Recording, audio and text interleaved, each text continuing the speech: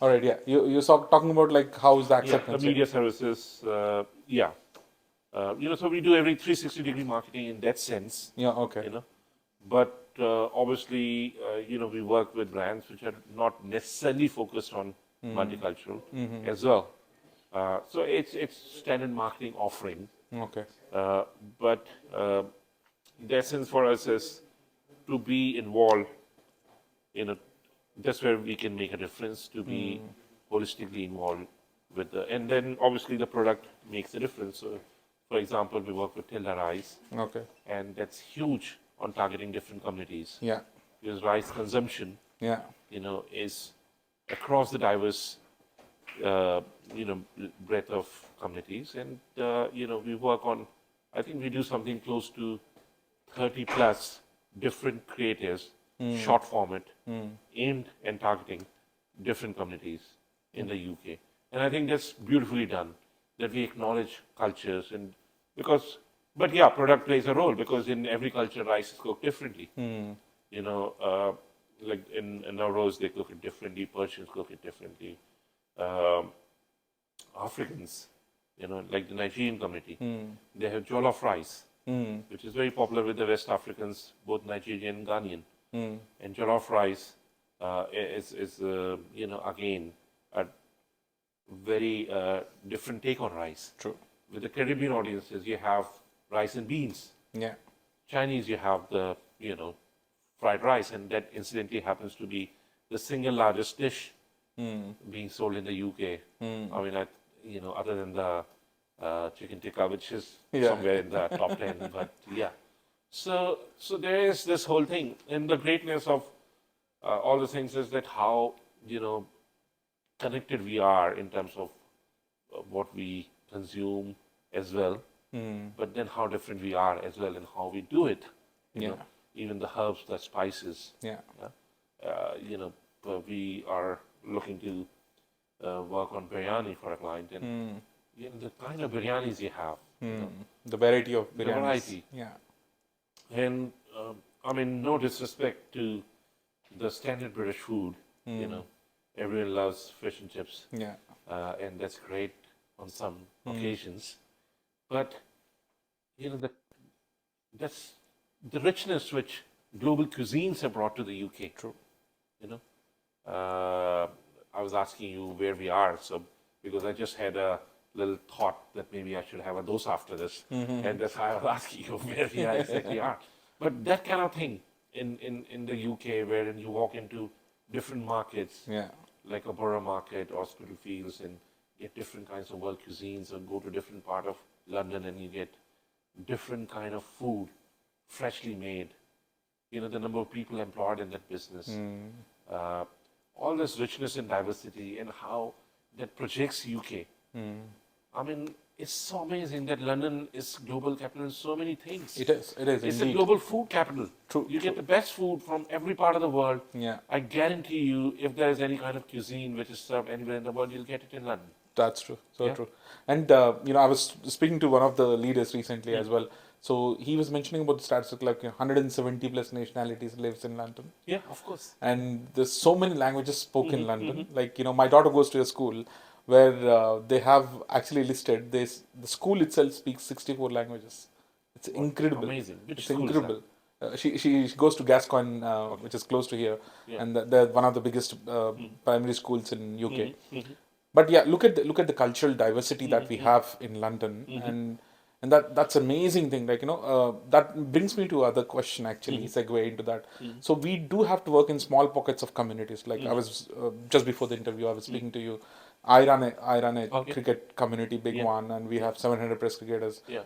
It's called Bharat Cricket Community, and we are a family of 2,000 people. So we actually often go back and speak to these kind of sponsors and all, right? I mean, we try to spend.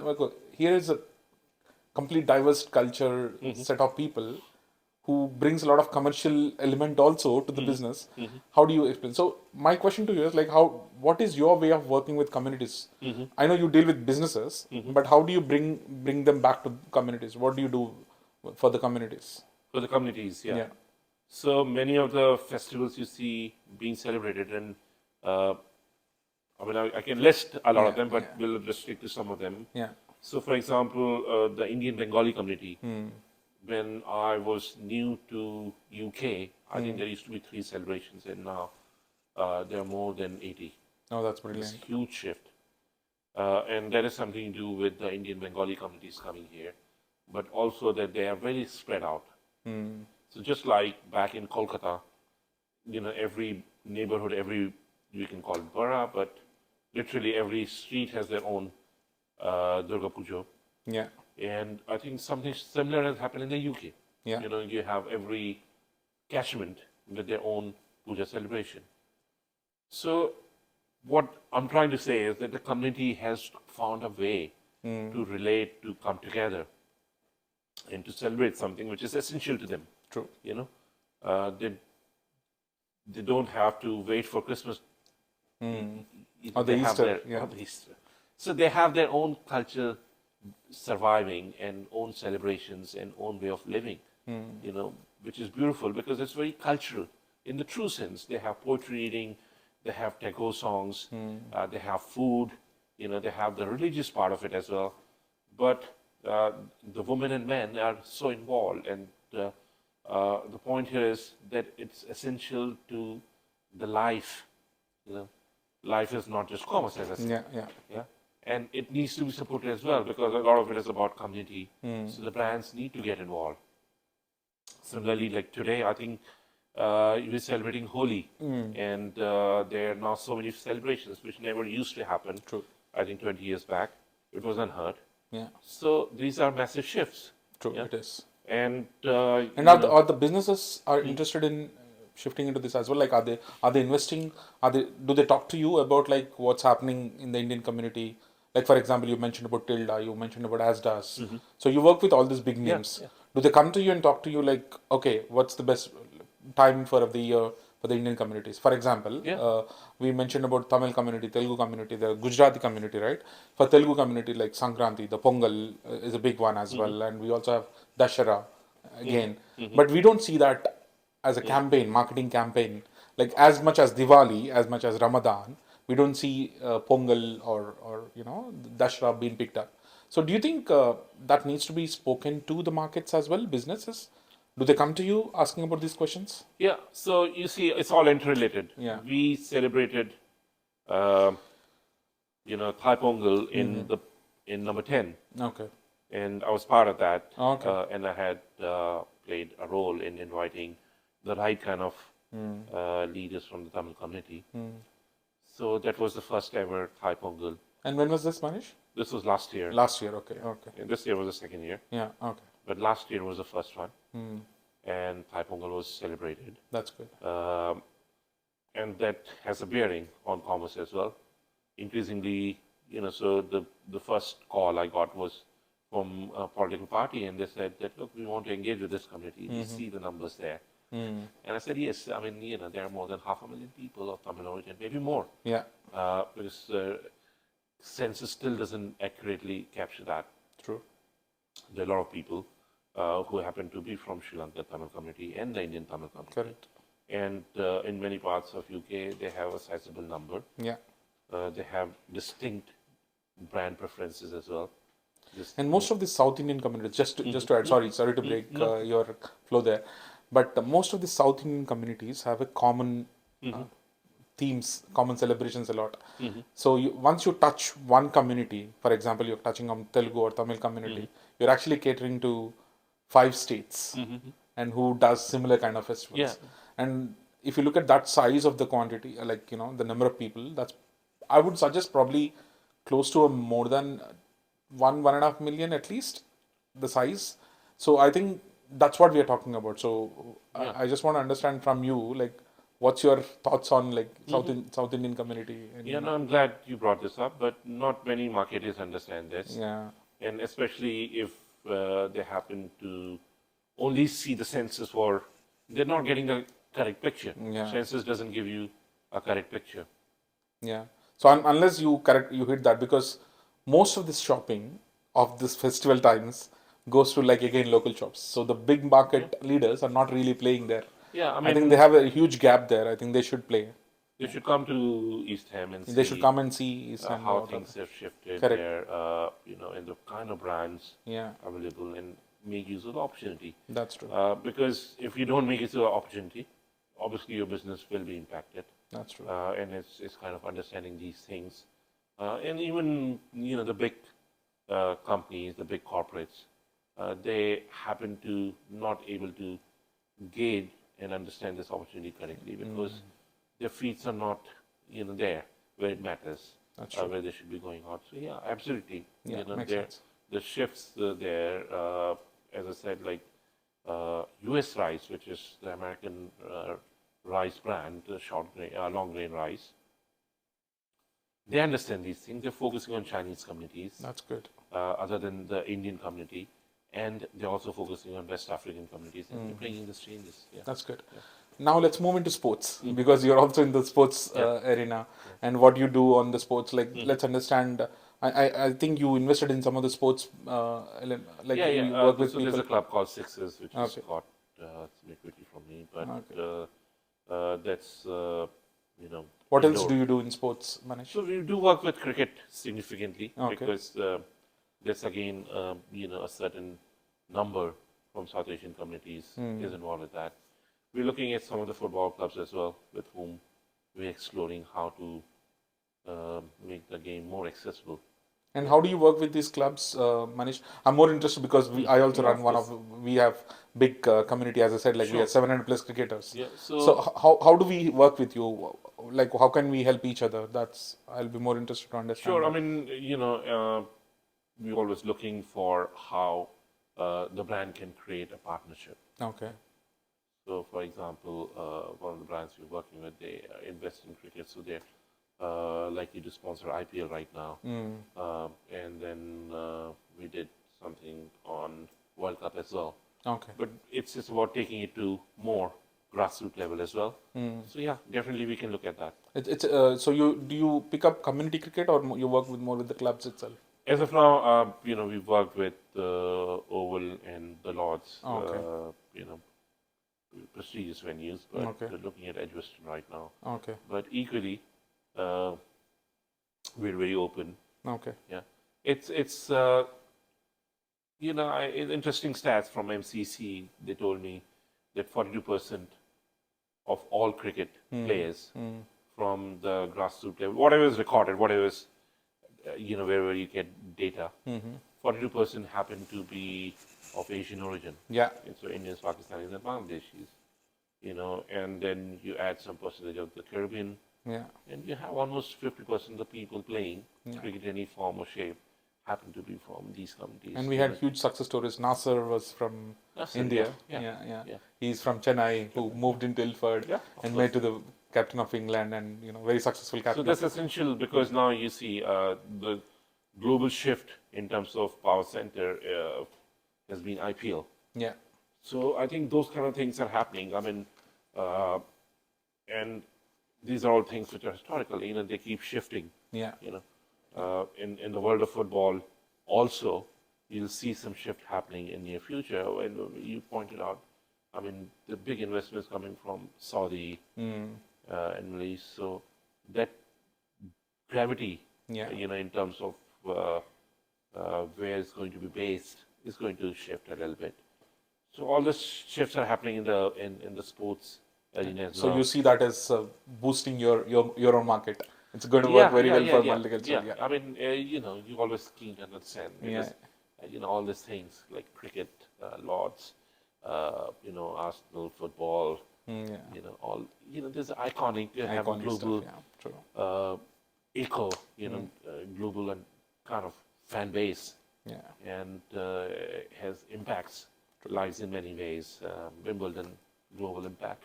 So yeah, of course, that's not the core business, but yes, there is that kind of interwoven into marketing so much. Like sports marketing is the biggest thing. That's what keeps your TV channel, broadcast media alive into this time. News and sports are two of the biggest drivers. True. That's the main entertainment for everyone. Yeah. Great, brilliant. So there's also one more entertainment element which I'm going to bring to is politics. Nowadays, it's become especially the reason I'm bringing political subject into the matter, Manish, with you is one, it's the year of elections. US elections are happening, India is going through elections, UK is going to big elections, two of the major elections. London mayor's election is happening on the 2nd of May, and then we're going to have the general elections. So what's your take on the overall scenario at the moment? Like, how there are two folded questions on this. One is, how do you think the immigrant community is going to play a role in this whole scenario of elections? Two is, how are the political parties are prepared to kind of cater to the people not from UK originally, but came from the rest of the world and made the home UK, like yourself and myself, all of us. You moved here 20 years back. I moved here a few years back, but this is our home now. So how do you think the politics should look into this overall scenario? There are two questions actually. Yeah. Yeah, I mean, I'll go back to what I said earlier. I don't want politics to be all about numbers. Yeah. There's an inherent danger in that. Yeah. Yeah. And unfortunately, the biggest ask right now is that all political parties, or rather the political system, or even beyond that, maybe the politicians personally won't be interested in that, but the system needs to focus on educating people Yeah. in terms of making political choice. So we have education in every other way. We get educated in how to make a living, what is the right way in our professions, but there's no education in terms of understanding political projections, political views, and there might be political science, which is a kind of a graduation thing, post-grad degree or whatever you call it, but it needs to be taught to everyone because it affects everyone. And I think it's critically important for this nation because it's the one of those democracies where you're allowed to freely express yourself. The greatest thing about United Kingdom and its democracy is that you're completely free. I keep seeing news about India, how sometimes government elements like ED and all are used to bring people to influence people politically. Yeah, even in America, Yeah. you have FBI and all. FBI, yeah. Sometimes taking a political motive further. CIA is also one of those. But in this country, fortunately, we have democracy which is untainted, largely. And it's our duty, all of us collectively, to ensure that stays that way. And for that, I think people need to be kind of educated. And when it comes to political parties, as I said, I've worked across the spectrum. I've worked with the right, or if you want to, the conservative right. I work with the Labour left as well, because I do see the goodness in some of the policies they have. From both the sides. Yeah. I mean, why should we, it's not that one set is good and the other evil. True, so true. That is not the correct answer. Yeah. There are good people on both sides of the spectrum who we need to respect and who are trying to do good for the people. Yeah, and they both need to work together, to be And very they both honest. need to be Where I'm looking at, like from the finance sector, so I do see the actual ball is slipping because we were the fifth largest economy in the world. UK were fifth largest. Now India took us, which is good news for us because we both are from India. But yeah, India is the fifth largest now, and India is talking about becoming the third largest in the next couple of years, beating Germany and Japan, like probably getting there very soon. So if UK don't pick up that quickly and understand the market and make sure that invest in the right areas, there's a danger of losing out on that. So what do you think on that? Like economy-wise, how are we doing? You look into these markets at all? Yeah, I mean, is the question about India or UK? UK, primarily UK. Primarily. Yeah. There are some concerns Yeah. as to what is the right way to drive the economy, and which areas we should focus on. So obviously, my concern is about how the work culture has evolved. I think we are lagging behind because, again, unlike some parts of the world where the motivation levels are higher, maybe driven by necessity, we tend to take things easier here, which is not necessarily a bad thing, but somewhere we do see in the American way of uh, doing and working has pushed them further. Yeah. Maybe that shift needs to happen, and I think it was on Rishi Sunak's agenda as well, and was on certain, the new labor was all about that as well. That kind of combine, uh, the benefits of capitalism with That's true. human values, which Blair succeeded in kind of propagating. So somewhere that zone has to be addressed, wherein we become more competitive. Brilliant. And also, because we're not a production-based economy, That's true. we're about Service economy. intellectual capital, Yeah. truly. I mean, how do we kind of enhance that more? How do we kind of leverage that more? And I think those things need to be addressed, because otherwise we'll be at a disadvantage. Yeah. Because a country which is bigger obviously has a bigger production capability. Yeah. We can't compete here in terms of those things. Yeah. So somewhere that rethinking has to be done as well. And definitely we are at the risk of losing out if we don't address certain things. I've constantly see complaints from business colleagues and friends that, this country has become so, in a way, easygoing, or they don't, the workers or the employees, they're not interested in motivating themselves. They rather want to take the benefits. There's something about being woke and taking it beyond a point. So all those things, there has to be some balance. True. Wherein people are not penalized for running businesses. Yeah, makes sense. Makes sense. Okay, my last question to you, Manish, is from the Indian influential, kind of view, basically. So because you're here, you came up, you came here 20 years back, you built your own business. So my question is, like, what is your message to the people, especially students, because most of my subscribers are students. So what's your message to the new young age, generation that is coming to UK? How can they build their career here, or probably become a business person here in UK? What was your route to making it successful, and what do you think they should do? I think, I do meet people, a lot of students as well. Sometimes they come for a job, and while it is difficult, to get a job in certain areas, like for example, to work in legal or financial industry, the bars are set higher. It's not that easy to get internships. I do try to help people, but it's not easy for them to find, options to kind of, start their career. So I'm sorry for that. But if you are a student and if you're looking to make a mark and to be in this country, obviously, I mean, the simplest and the oldest truth is that if you work hard, you'll get the chance. There's no alternative to that. There's no alternative to that. So, this whole thinking that smart working and smart thinking, yes, it can work for some time and can work in situations, but that is, that is also an outcome of having put in some basic hours and basic understanding of what you're doing. Smart working can't come from nowhere. And I think because we are in that age wherein social media makes everyone feel like a celebrity. Yeah. Mindset of people is to kind of get everything in a short span of time. True.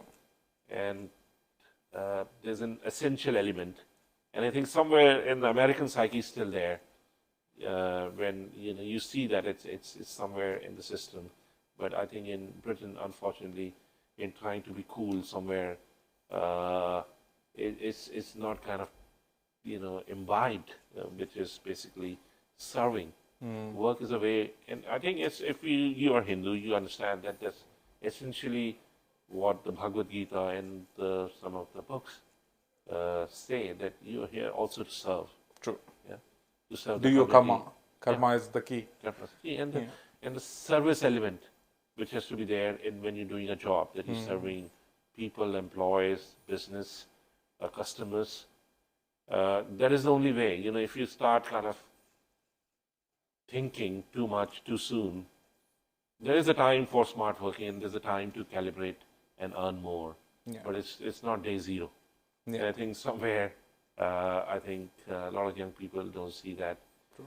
They are again not focused on improvising their skills necessarily. So yeah, those elements are That's good. Great message, actually, Manish. While I see that, there's bunch of young Indians coming here are super successful as well, but there's also a lot of people, as you mentioned, need to understand from this and learn from this market. It's an amazing market. UK is a yeah, brilliant it's market. amazing market, full Yeah, of opportunities. full of opportunities. So you do good stuff, you will get opportunities. And thank you so much, Manish. You My pleasure. touched upon various things.